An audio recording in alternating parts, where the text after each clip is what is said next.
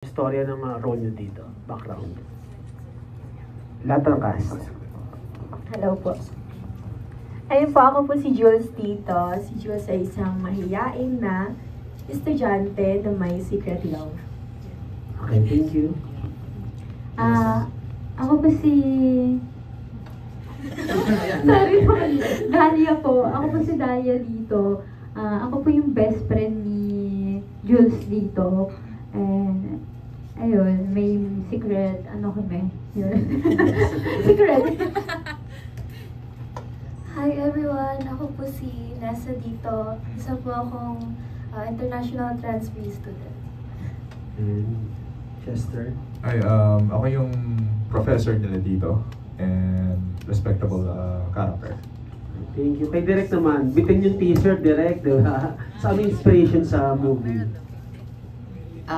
Gusto namin ipakita yung kasi meron tayo, lahat tayo, habang while we're growing up, yung transition natin from childhood to adulthood, may mga natututunan tayo tungkol sa sarili natin. So yun yung isa sa mga bagay na matututunan ni Jules sa character niya, na yung best friend niya pala, akala niya sa umpisa, friendship lang sila, pero dahan-dahan, nagta-transition to desire yung friendship. Kaya nagkakaroon ng awkward stage between them. Kasi hindi niya alam kung paano i-express or kung paano ba i-acknowledge itong nararamdaman niya para sa best friend niya. Thank you. Good luck sa movie. Salamat po. Alright, short and sweet. Maraming salamat po, Sir Erwin. Next, moving on to Abante and Bix Buzz. We have Bix Almacen right here in front. Hi, good afternoon. Una kong tanong para kay Danny, tama? Kasi bagong Viva star. Tama ba? Pero ano ka, bago ka mag-Viva? Are you studying pa rin ba? Before po ako mag-Viva, I was studying at NU as a psychology student, pero nag-drop po ako. Tapos naisip ko, gusto ko muna i-pursue yung career ko and may ma-proofs para sa sarili ko. Pero ito ba yung in-offer sa'yo ng Viva? Yes po. Ito po yung in-offer sa akin ng Viva. Unexpectedly, parang minanifest ko lang po siya, tapos biglang dumating po sa akin yung opportunity, kaya grinab ko na din po. Kaya super thankful po ako sa Viva family, other co-artists, at syempre sa managers ko po. Pero hindi ka naman na parang dalawang isip na magpa-sexy? Ay, hindi po. Ewan ko po, feeling ko nasa sa akin na din po kasi talaga yun. Inborn. Pero para sa lahat ng cast, ano yung mga pilya or pilyo moments ninyo na hindi nyo makakalimutan? Pilya or pilyo?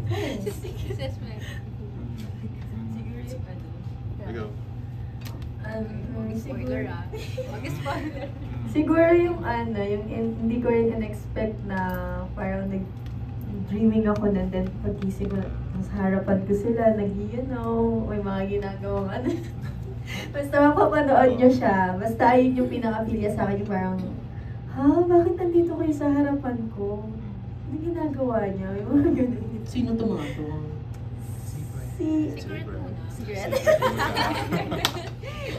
I think they're talking about the film. What you want is in real life. Yes, give us your pilya and pilyo moments. Okay, sis, let's go. Okay. Siguro yung when I was 14 years old, naglayas ako sa amin kasi tawag dito, parang sumama yung loob ko sa mom ko kasi hindi niya ako pinayagan na bumili ng toy. Tapos parang naging pilya siya sa akin kasi parang hindi ko magets bakit din ako naglayas. Pero 14 ka na nun, di ba? Nagtotoy ka pa rin. Oo. Mahilig ako sa dahil dati kasi nasa bahay lang ako nun. How about you, Chester? Well, paglalayas din. Like, when I was 17, yun, nakipag-live-in ako dati. Long time ago. Okay, next. Actually, medyo same story kay Chester. Pero na 16 naman ako, naglayas din ako kasi parang nag-seek ako ng outside love. So, nakipag-live-in din ako sa ex ko na. Similar. Similar, Mm-mm. yes. 16 ha? Yes. Si Jessa. Naglayas ka rin ba? Hindi. Hindi. Ako naman nung first time kong, kasi medyo tomboy-tomboy po ako nung bata ako. So, nung first time ko magkaroon ng crush, hindi mawala yung ngiti ko sa labi. Hindi ko alam ba't ganun yung feeling. Tapos nagsuot ako ng tube na red. Sobrang bata pa ako, siguro 7 years old. Tapos nung pumunta ako sa bahay nila, nakangiti lang ako. Tapos bigla ako nalaglag sa kanal. Tapos napahiya na ako noon. Parang yun na yung pinaka-nakakaya na. Ngayon hindi ko pa rin makalimutan. Tapos ayoko na humarap sa kanya kahit puno pa ako ng putik. Pero ngayon ba, may mga girl crush ka pa rin ba? Like sila sis, Dani, Ako? ka rin ba? Na-attract ako, pero nasa choice kasi ng tao kung ano yung mas pipiliin nila kung lalaki ba o babae, parang kung ano ba yung mas nangingibabaw sa inyo, parang gano'n. Yun, na-attract pa rin ako, nagka-crush ako, pero hindi ko sinasabi. Kasi ayoko na mag-grow yung yung pagtingin ko doon sa tao. Kumbaga, sa akin na lang yun, parang gano'n. Pero hindi ka naman humantong sa parang nagkaroon pa ng relasyon ng girl din. Meron. Siya, hindi siya mukhang babae, as in mukha siyang lalaki, boses lalaki. Coach ba tawag doon? Yun. Okay naman. So ngayon, masasabi ko pa rin na straight ako. Kasi hindi ko siya nakikita na hindi ko nakikita yung kasarian niya. Kumbaga, na-inlove ako yun na yun. Basta yun, ganun pa karamdam ko.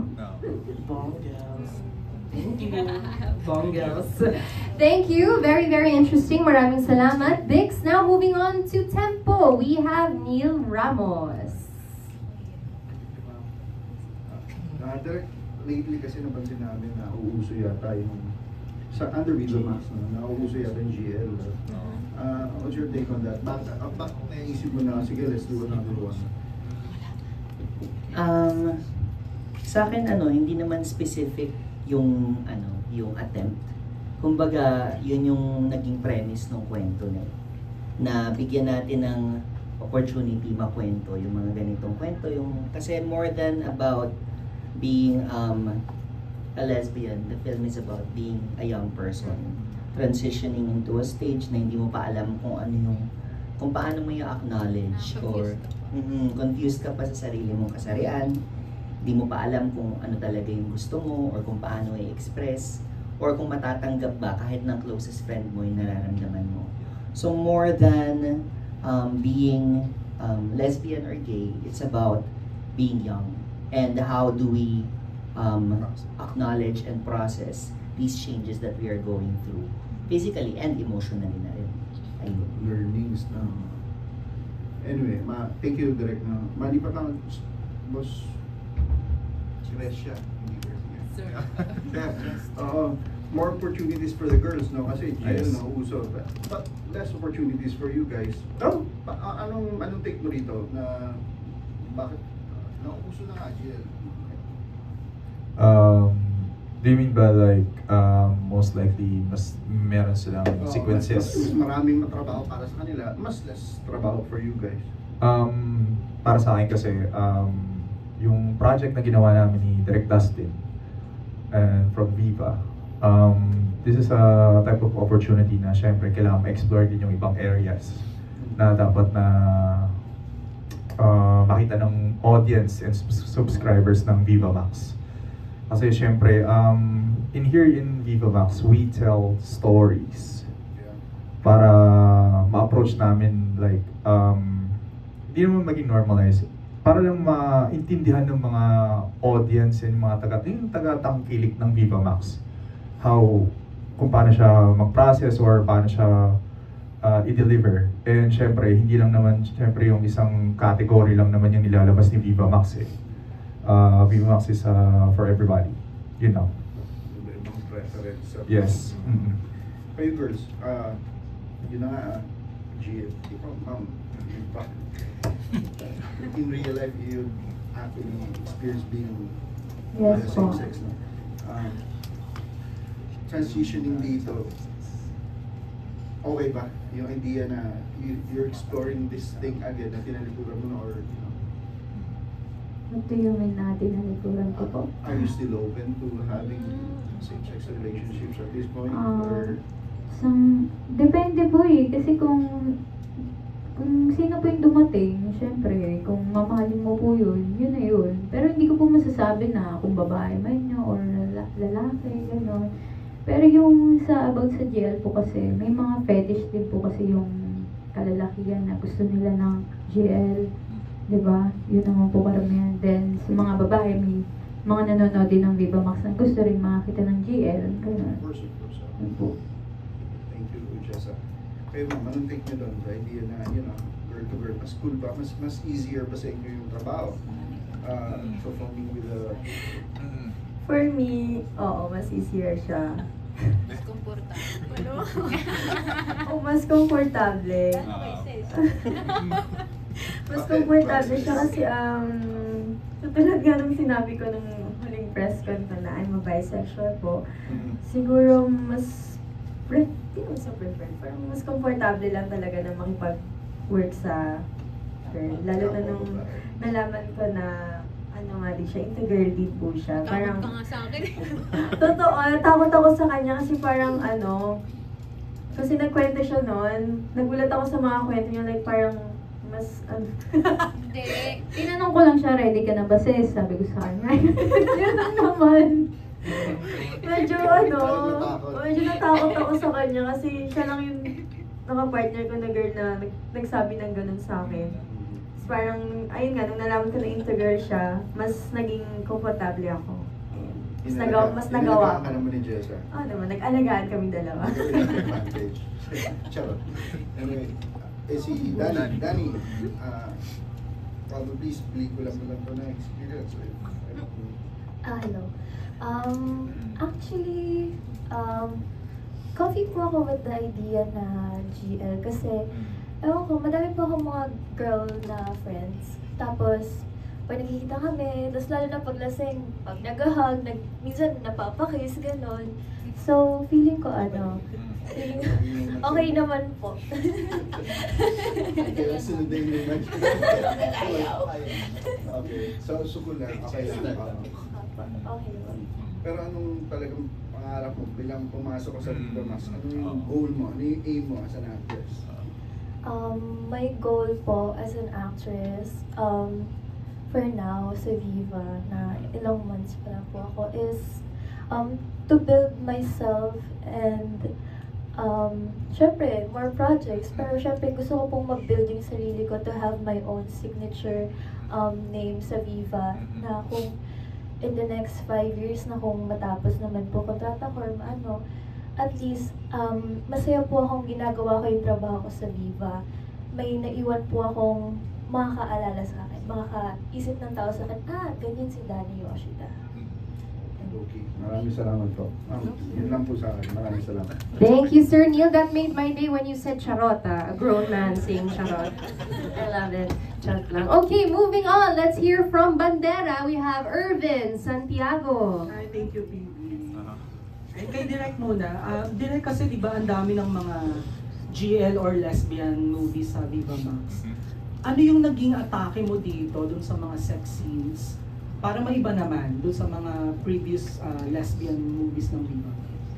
Very interesting yung paggamit namin this time sa sa intimate scenes, no? Kasi some of them were framed as fantasies ni Jules. So yung mga nararamdaman niya from her real life nagma-manifest dun sa mga sex scenes. Like isa sa mga important elements ng pelikula is yung jealousy na nararamdaman niya nung na-meet ni Dahlia, character ni Jessa, yung character ni Danny na si Nessa. Kasi parang nasasapawan yung pagka-best friend niya. So yung ganong emotion na totoo, na nanggaling sa real life situation ng young woman, paano siya mag-manifest psychologically pag nananaginip na siya or nagpa-fantasize? So basically, ginamit namin yung intimate scenes, some of them, as psychological expressions of their own insecurities. So very very... Wild, Direk, wild. Wild yung mga pinagawa mo sa kanila. Hindi ko alam kung ano yung kung ano yung ibig sabihin natin by wild. Pero bago siya. Bago siya sa mata. In fact, kakaiba siya. Tapos may mga comments na mukha siyang music video. So ganun yung yung mga narinig namin. So very proud naman kami sa nagawa namin kasi magaganda na sila, mas lalo pa silang napaganda dun sa mga eksenang ginawa namin. Yun, so na-highlight talaga yung beauty and performance ng mga actors natin. Game na game naman sila direct sa lahat ng pinagawa. Actually, isa to sa mga bagay na na importante sa amin as a team, na pinag-uusapan namin yung mangyayari, tapos nagpapaalaman sila na they're encouraged to talk to each other, to ask permission where they can touch, which acts of intimacy are going to be part of the scene. Kasi ayaw naman natin na may gulatan. So lahat yan choreographed, lahat sila well-informed, and kompleto yung consent natin. Even dun sa mga bago nating talents, yung mga naging partners nila na guys, kinakausap namin sila beforehand na you have to let your partner know where you're going to touch them, and then pag-cut out na, tayo dito, very professional yung nagawa namin na sistema ng paggawa ng pelikula. Okay, sa cast naman, kasi hanggang ngayon mainit pa rin pinag-uusapan yung sexual advances, sexual harassment sa showbiz industry. Kayo ba, was there a time na feeling yun na abuse kayo or may sexual advances na ginawa sa inyo? Kapwa artista or sa production or directors, producers? Sige, si Jessa. Wala naman po. Kasi dito po sa Viva, nung una po, nung nanonood ako ng Viva Max, syempre akala ng iba na na parang hindi siya kagaya sa ibang mga mainstream, mga ganun. Pero nung nandito na po ako, masasabi ko sobrang professional po talaga ng mga tao. Mga prod, yun po, mga staff, talagang trabaho talaga. Kaya natatawa po ako pag sinasabi ng iba, totoo ba yung mga ganito, ganyan, sinungaling kayo, ganyan. Pero natatawa ako kasi kabaligtaran yung iniisip nila sa nangyayari talaga sa loob. Kumbaga, hindi nila alam na kadalasan hindi mo mararamdaman yung yung sensation kasi iniisip mo, kailangan matapos nyo na to. Kasi maraming napapagod pa ulit-ulit po yung mga sequence. Yun din po yung oras. So, parang natatawa ako, iniisip pa nila may mararamdaman ka sa ganung part. Minsan ang init-init din, di ba? May mga may mga lugar na hindi komportable love scene, may mga ganun. So, yun. Sa mga nakakaranas po ng mga ganun, mga pababastos, yung hindi sinasadyang mga take advantage, siguro po yung yung mga baguhan na hindi pa po nila alam kung paano iwasan yung mga limits. Kasi minsan kinakabahan sila, hindi sila sanay. So, kailangan po talaga na maturuan po sila kasi may mga workshop naman po bago po yung filming. Kaya po may ganun yan po. Thank you. Hi, sis. Hello. Ayun, same as Jessa po, wala naman. Pero, di ko naman tandaan kasi kung... feel ko lang, nabastos ako sa part na habang nagla-love scene ako, tinititigan ako ng isang cameraman. Na parang... Cameraman? Opo, hindi. Natatandaan mo ko ba yung mukha? Nag-cut na, pero still na nakatitig siya sa akin. So parang naiilang akong gumalaw, magtrabaho. Tapos parang kinip ko yun. Hindi ako nagsalita nun kahit sa manager ko or kahit sa mga co-actors ko. Hindi ako nagsabi. So nagdala yun sa akin ng trauma.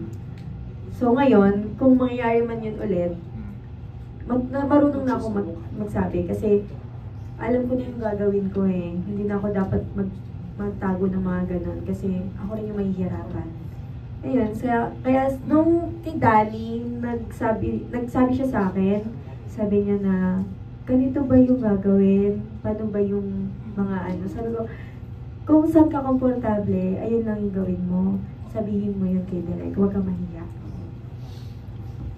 Si Chester. Kasi parang dito parang puro lalaki yung lumalantad para sabihin na naharas sila, na-abuse sila. Ikaw ba? Sa laki ko to. Wanna try? Really? Malay mo. Pwede. Joke lang. Malay mo, lasingin ka. Kainan ka sa basta. May nangyin ka something. Hindi naman. Sa tagal ko dito sa industriya ko, wala naman ako na-encounter, and dito sa Viva, safe yung ako dito. And syempre, dahil ako yung guy, I try my best to keep my partners safe.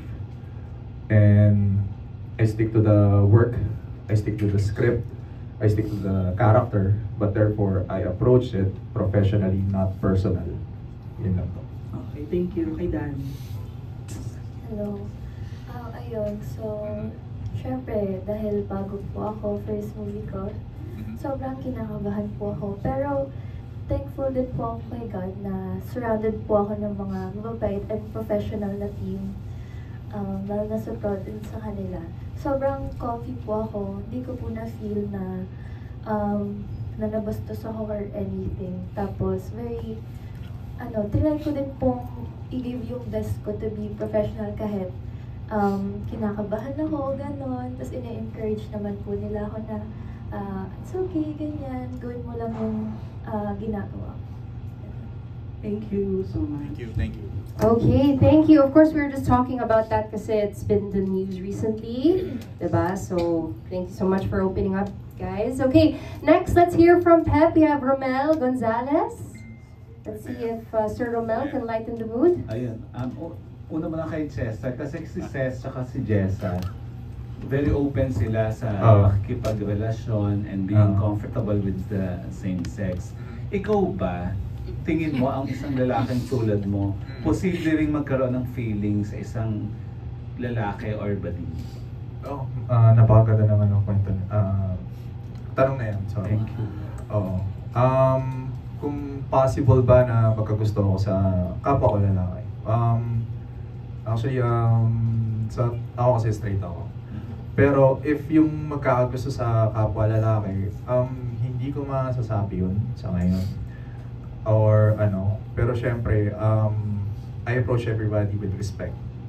And if ever na kung magkakagusto talaga, like, would I magkagusto talaga? I will approach it like with mutual understanding and respect with that person. Kasi syempre, hindi lang naman puro puro yung mga desires. Kailangan yung din yung maintindihan mo yung tao. So, okay, magkakagusto ko sa ganitong person na to. Pero syempre, you have to know them and mind them fully. So, ayun. So, possibly, pero syempre kailangan nandun yung respect mo and you have to know them better before you do it and make a first step. Thank you for that. Yeah, napakaganda rin ang sagot mo, Chester. Thank you. Thank you. And sa tatlong girls, ayan, tuloy ako sa'yo. Sa tatlong girls, well, number 1 ang Viva Max, not only in the Philippines, but sa madaming bansa. Pero di ba hanggang ngayon may stigma pa rin na pag sinabing sexy star, iba yung tingin. Kayong tatlong girls, starting with you, Jessa, ano ang mensaheng gusto mong iparating sa mga, ilan lang naman sila na iba ang tingin sa mga sexy star? Ako, ang mensahe ko lang sa kanila, wala kasi hindi rin naman po natin mababago yung tingin nila tsaka yung pananaw nila about sa Viva Max, sa nagbe-Viva Max, sa nagsisexy star, mga ganon. So ako, parang wala na rin po kasi akong pakialam sa sinasabi ng iba. Lalo, hindi naman po talaga nila ako kilala. At saka, hindi ko na rin po kailangan mag-explain sa kanila kung ano yung nangyari sa buhay ko, kung bakit ako nandito, kung ano yung plano ko sa buhay ko. Hindi na po nila alam yun Kumbaga, ang importante po sa akin yung kung paano ako kilalanin ng pamilya ko, ng mga kaibigan ko, yung mga taong nakakilala po talaga sa akin na na hindi lang naman po ako nangarap na hanggang dito lang.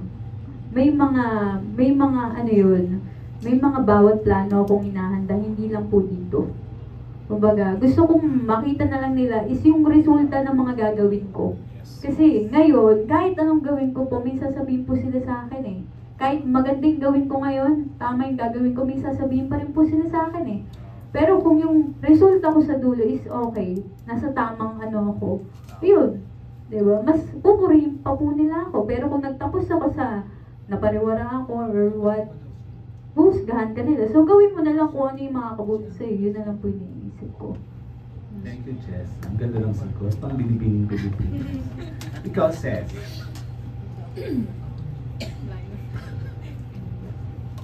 Ano po ulit yung message?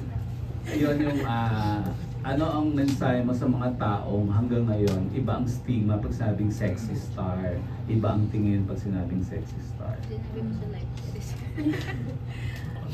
Ang dami rin, marami rin akong naririnig niyan eh, lalo na kapag yung mga friends ko din, ang sinasagot ko lang sa kanila is, iba-iba naman kasi talaga yung paniniwala ng tao.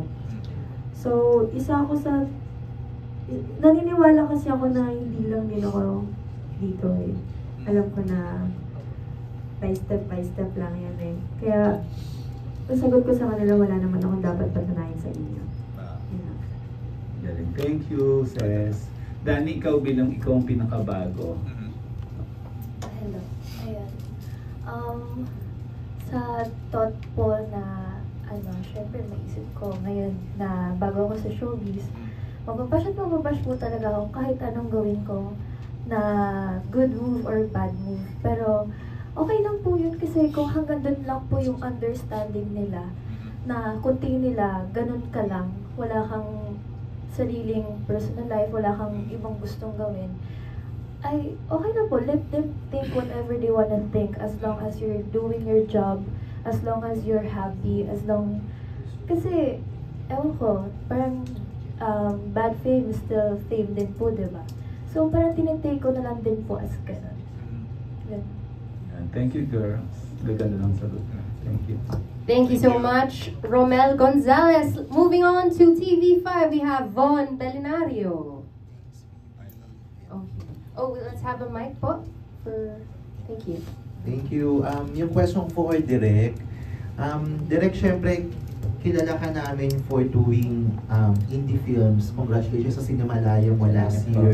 And you're doing mainstream din. Anong atake yung binibigay mo kapag gumagawa ka ng isang Viva Max project compared sa doing indie films and mainstream projects?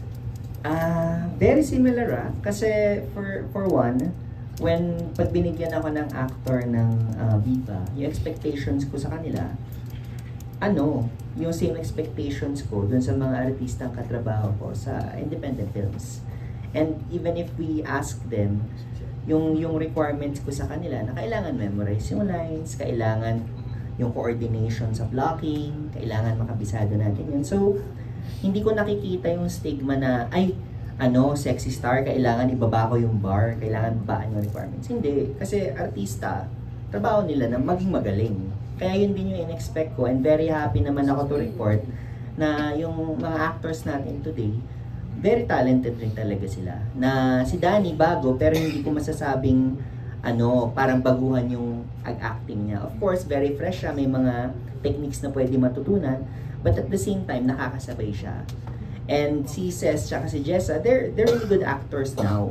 Na pag nilagay mo sila sa ibang type of film, you wouldn't know that they're sexy stars. And sa akin kasi walang difference yun eh.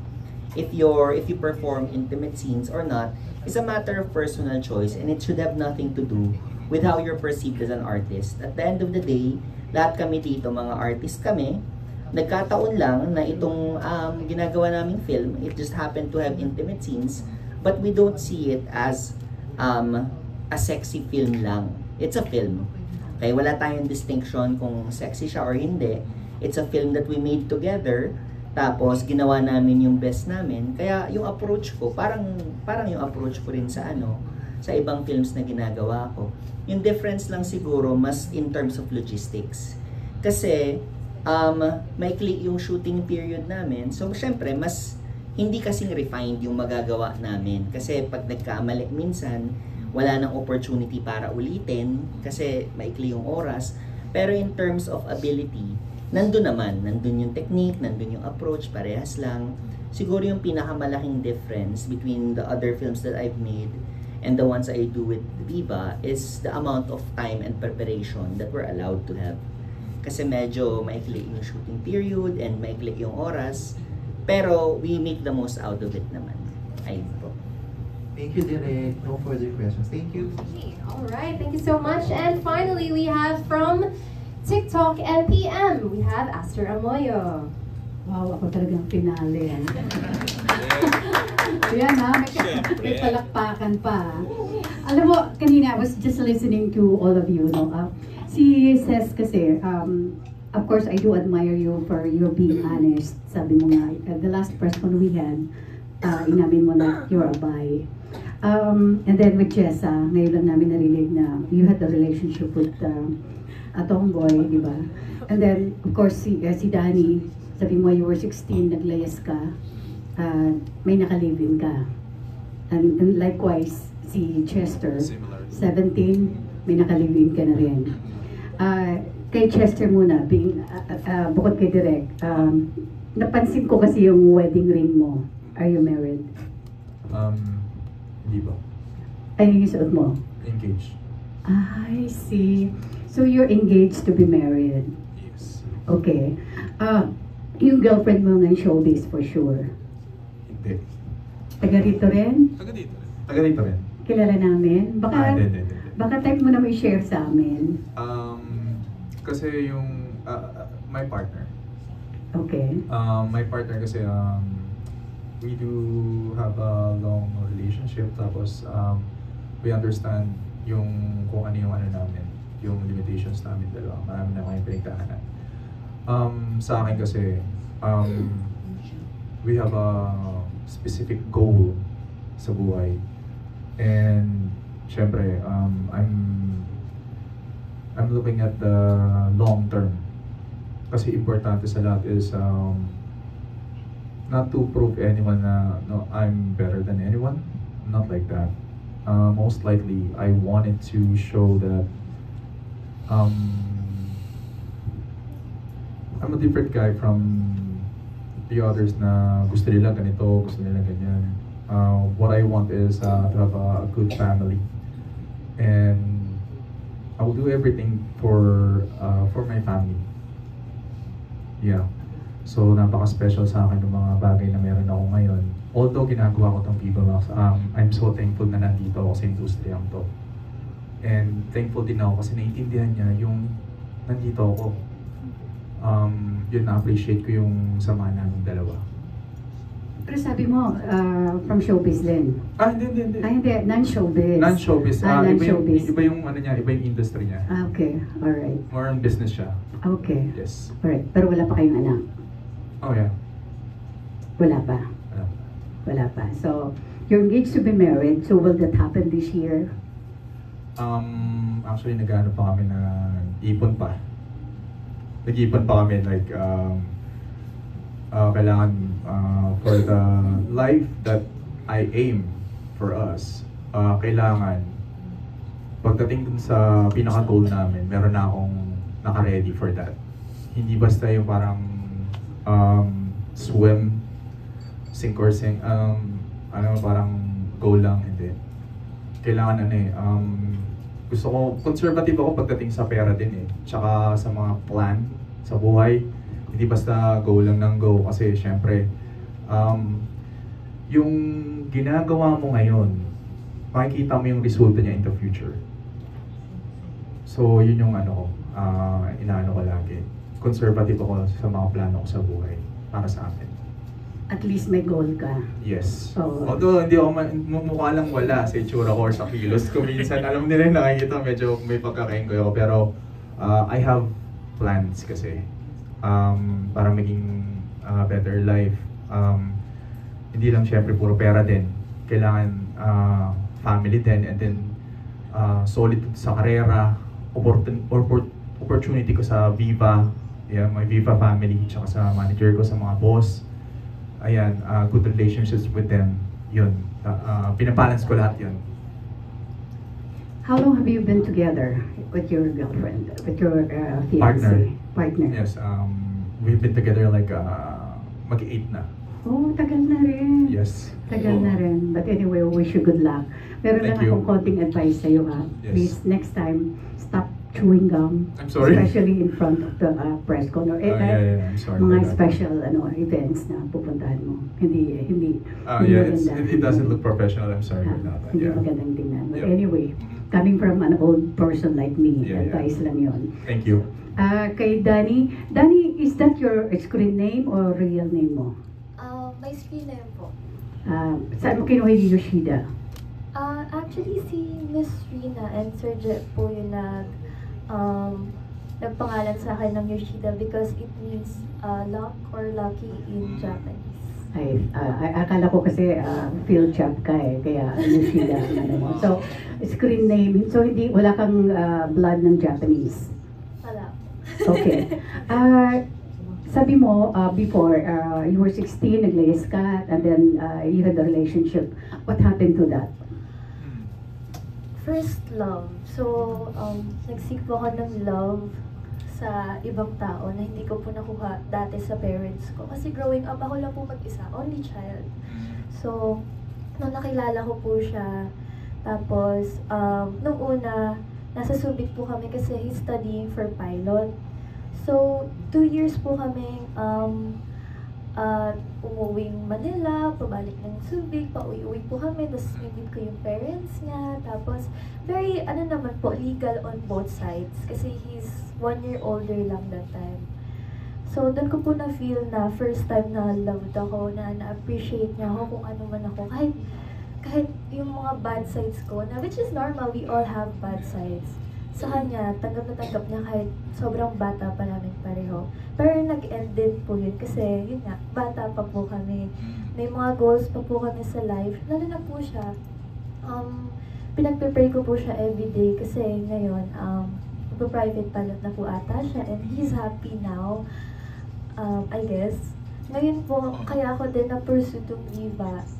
Reason is also because of him. Di naman dahil lang talaga sa kanya, parang gusto ko lang ipakita sa kanya na kaya kong ako lang, kaya ko na kahit wala ka, tutuparin ko yung mga pangarap ko kahit wala ka na sa tabi ko. Gusto kong makita mo ako sa TV, makita mo ako somewhere. Gusto kong proud ka din sa akin sa mga makakamit at makakamit ko. Yeah. Good luck to you, Danny, and of course, Ces, yung pag-amin mo, you're a bi, ano ang mas preferred mong sa dalawang gender? Ngayon? Yes.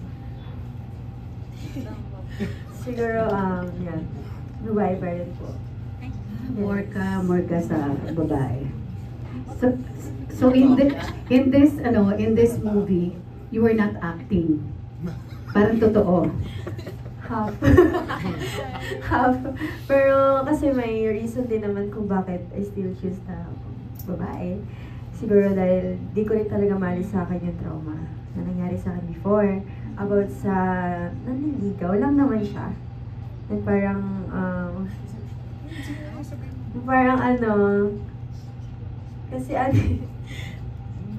kasi nangyari yung ganong eksena nung 17. Ayun yung first na naligaw sa akin. Then, pinagbawalan na siya ng mom ko na lumapit sa akin kasi nga nakakaramdam yung mom ko na parang iba nga yung intention sa akin. Kasi nga, hindi naman din ako lumalabas ng bahay noon. And then, inaya niya ako sa birthday ng pinsan niya. So, sumama naman ako kasi best friend ko din naman yun. And then, di naman din ako lasing. Di naman din siya lasing, pero nag-take advantage siya sa akin noon. And then, parang pinipilit niya na pumasok kami sa CR, ubuling ko yung clothes ko, gano'n. Hanggang sa pinilit niya ako ng pinilit hanggang sa nakatakas ako nun kasi natulak ko siya. And then, muntikan na yun. Kasi, as in, muntikan na kasi naano niya na eh. Naantay niya na yun eh. And then, hanggang sa Parang hindi ko na kaya ikwento. Sorry po. Pero parang naging man-hater ka ba since then? Hindi naman po. Kasi iba-iba naman po talaga yung tao eh. Siguro kasi that time, naniniwala ko sa iba talaga yung intention niya. Then, parang di ko naman kasi talaga hate mga guy. Kasi may mga lalaki rin naman akong friend na sobrang protektado sa akin. Sobrang inaalala ko kapag nasa labas talaga ako. Ganun. And may mga best friend talaga ako na tinuturing ko talagang parang kapatid na. Kasi sobra yung, parang alam kasi nila yung story, so pinadouble ingat nila yun. Yung parang hindi nila ako nilalapitan hanggang hindi ko sila tinatawag. Kasi nga, may trauma man ako sa life. I see. Thank you for being honest, like what I said kanina. Jessa, alam mo kanina looking at you, sabi ko nga dito sa katabi ko kay Romel, sabi ko, ang laki ng hawig mo kay AJ Rabal. Have somebody told you about it? Opo. Pero maganda po yun masyado. Maganda. So, ibig mo sabihin, hindi ka maganda? Oo. Hindi. Sanay na po ako sa itsura ko, kaya siguro. In fairness, ang laki ng hawig mo kay AJ. At si AJ, nagsabi na ayaw na niya magpa-sexy. So, would you like to comment on that? Kasi like, of course, she used to be the Viva Max Queen, pero ngayon parang nirelinquish niya na yung titulo at corona na yun. So, kayo bang tatlo nag-aspire na maging Viva Max Queen balang araw kasama ka Loyen? Sa sitwasyon po ngayon, tingin ko po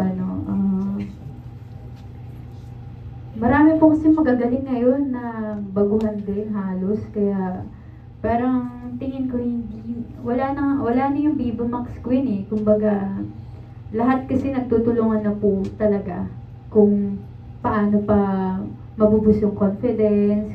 Lahat talaga nagsisikap na mas matuto pa sa acting, ganon. So, kung magkakaroon po kasi ng mga ganon, Viva Max Queen, Viva Max King, parang magkakaroon po ng competition. Kumbaga, meron na dyang parang may inggit, may selos na dyan. So, ang nakikita ko talaga, dapat po, pantay-pantay po yung yung trato, kunwari, sa mga broad po, gano'n. Mamaya po kasi pag may Viva Max Queen, Viva Max King, iba na po yung treatment, parang gano'n. So, makakaramdam po ibang baguhan na, ay dahil ba hindi tayo, dahil ganito lang dahil baguhan, kaya gano'n yung treatment. Dapat po talaga is pantay-pantay po para wala pong ganong pakiramdam yung bawat isa. Kasi sobrang magkakaibigan po lahat ng mga Viva Max ngayon eh, mga Viva Max girls yun. Pati po rin yung mga lalaki, lahat po magkakaibigan po talaga. So yun, nakakabuo kami ng ng parang family, ng friends, mga friendship yun sa namin. Kasi mostly, hindi na rin po kami nakakalabas masyado eh. Yung mga friends namin talaga sa real life talaga yung mga dikit talaga namin. Wala na kaming time eh, kasi mostly nakakasama na namin, kami na lang din eh. Family, minsan lalabas na lang kami after press con or kaya after shooting, may mga ganun po. Kaya po parang magkakapatid na rin po kami sa kaya parang ngayon, ayoko na po yung magkakaroon ng competition. Thank you, Jessa. Derek, from ND to Viva Max, although natanong ka na kanina, the difference. Kasi pag sinabi kasing Viva Max, na natatag ka agad na it's a sexy movie. Parang nasa set aside yung value or content or kwento ng isang pelikula. So, anong dating ito sa'yo? First of all, every time naman nabibigyan po tayo ng project, I see it as a privilege. Kasi mahirap po yung ginagawa namin. Mahirap gumawa ng pelikula, mahirap mag-shoot. Pero madami pong mas mahirap doon. Mas mahirap magsaka, di ba? So, mas mahirap maging farmer, di ba? Oo, mahirap yung ginagawa natin. Pero at the end of the day, it's such a privilege to be making films at this time. Kasi the entire industry is struggling. We're still recovering from the past pandemic. Tapos, konti lang yung opportunity na available, and the mere fact that these opportunities are given to us should be taken as a privilege and a blessing. So dun po tayo magsimula. And then the second po is yung yung difference, in my opinion po, it's not really the material or the content, but the process. Kasi pag mas mahaba yung preparation, mas mahaba yung shooting, mas mahaba yung rehearsals, tataas din yung quality. So pag yung siguro, in my opinion, yung stigma nanggagaling siguro sa information na maikli yung shooting period, na itong Pilya nagawa namin in 2 days, na kahit magaling kami, syempre pag 3 days yan or 4 days, mas mataas yung quality. So, opo, kaya magagaling po sila kasi bawal pong magkamali, di ba? Pag ganun kabilis yung yung turnaround and yung process, parang na po kaming machine doon na automatic. Oo, very proud po ako. Very proud po ako na hindi po kami lumalampas sa EGL. And in fact, yung isa sa naging concern ko, na kaya ba natin gawin to in 14-hour shoot? Nag-uusap kami ni Chester, kaya ba natin to? Sige, tiwala lang, direct, ganyan. Pero napag-usapan namin na susunod tayo, we're going to comply because we want to also set a standard na hindi porke nabibigyan tayo ng chance mag-shoot, hindi porke walang magsusumbong, abusuhin natin. Susunod pa rin tayo, not just because there's a law, but because we also want to protect our talents in our crew. Maaga kaming natatapos. Pero like I said po, it demands, ito, hindi ko alam kung magugustuhan to ng iba pag sinabi ko. Kailangan maging magaling ka na filmmaker para makagawa ng Viva Max film. Totoo, kasi sobrang ikli ng oras, di ba? Tapos, puro take 1 halos, tapos may mga 8 hog kaming ginagawa, 4 hog na 4 na sequences, walang sequences. Minememorize na nila ahead of time kasi kailangan namin i-shoot very efficiently. And I think, isa yun sa mga measure ng magaling na filmmaker na makakagawa ka ng magandang quality film given the difficulties of the circumstances of the logistics. Imbis na magreklamo tayo na, ano ba yan, ganito, ganyan. Hindi, galingan na lang natin. And whatever we come up with, embrace natin na we all know, alam namin lahat, if we had more time, if we had more preparation, it would be a better film. But we did not. So whatever we made, it was made with the best effort, with the best intention. It's something that we're all very proud of. So yun po. Kaya hindi ko po siya nakikita na parang, it's a different type of film. Not because of it being sexy, but because of how difficult the logistics are when we make it. Hindi siya question of material or mostly lack of time yung nagiging concern namin. And at the same time, doon ko rin nakabavalue yung talent talaga ng Viva actors. Kasi konti lang ang preparation, pero pag sumalang sila, na nakapag-prepare sila with 1 week, a few days, pero pag salang, kabisado yung line, tapos walang hesitation, tapos kumbaga nandun yung work ethic and yung hard work. And dito ko lang sa environment na to nakikita yung ganong level of dedication kasi nga mahirap yung logistics at the moment. Pero syempre, we're looking for ways to make it easier and more comfortable for everyone involved. Ayun po. I think magugustuhan ka ni Boss Vic because you broke the shooting records ng Viva Max. So 2 days, from 1 week to 2 days. Good luck and congratulations on the